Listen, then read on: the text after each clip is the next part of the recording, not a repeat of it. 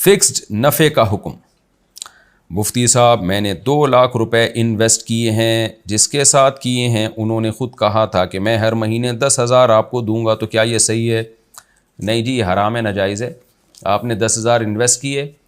تو جس بھی کاروبار میں انویسٹ کیے ہیں آپ ان سے پوچھیں کہ میرے 10,000 سے آپ جتنا پیسہ کماؤ گے، سارے پیسے مکس ہوں گے نا، تو اس کو ڈیوائڈ کریں 10,000 پہ کتنا کمایا ہم نے، تو جتنا آپ میرے 10,000 پہ کماؤ گے اس میں اتنے پرسنٹ میرا، اتنے پرسنٹ آپ کا، تو پرسنٹیج طے کریں اس میں۔ حرام کمائی سے بطور گفٹ ملنے والی جائے نماز۔ کسی نے پوچھا ہے جی میرے ماموں نے جائے نماز گفٹ کی تھی، میرے ماموں بینک میں کام کرتے ہیں، تو میں نے اس جائے نماز میں جتنی نمازیں پڑھی ہیں کیا وہ مجھے دوبارہ لوٹانی پڑیں گی؟ دیکھیں، اب اگر سودی بینک میں کام کرتے ہیں اور ان کا کام بھی سودی لین دین کے معاہدے لکھنا یا اس پورے نظام کو دیکھنا، اس ٹائپ کا کوئی کام ہے، جیسے بینک کا مینیجر ہوتا ہے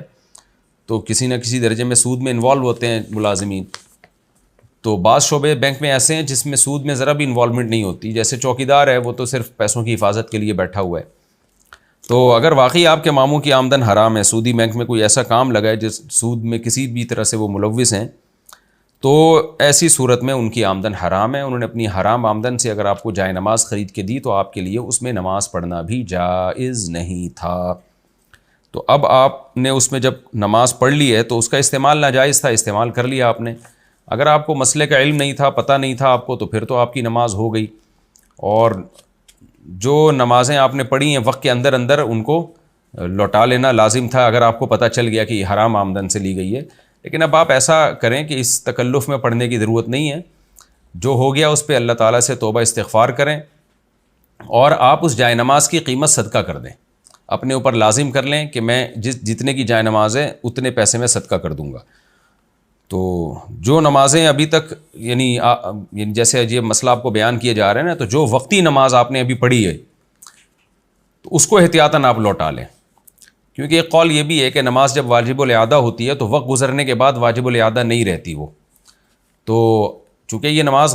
حرام جائے نماز پہ پڑھی ہے تو واجب الاعادہ ہے، تو جس نماز کا ٹائم ابھی باقی ہے اور آپ نے وہ پڑھ لیا تو اس کو تو لوٹا لیں، جو ماضی کی نمازیں ہیں وہ اللہ تعالیٰ انشاءاللہ قبول کرے گا، اور آئندہ اس میں احتیاط کریں، اور آپ چاہتے ہیں جائے نماز رکھنا تو اس کی قیمت صدقہ کر کے جائے نماز استعمال کر سکتے ہیں۔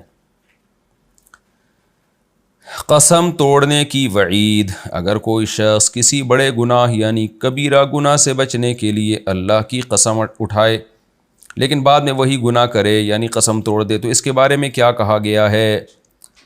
بھائی قسم توڑے گا تو گناہ بھی ہوگا، پہلے تو ایک گناہ ویسے ہی جو اس نے گناہ کیا اس کا گناہ، پھر قسم توڑنے کا گناہ، تو قسم توڑنے کی وجہ سے اس کو کفارہ ادا کرنا پڑے گا۔ 10 غریبوں کو 2 ٹائم کا کھانا کھلائے، اور خود اگر غریب ہے تو 3 روزے لگاتار رکھے۔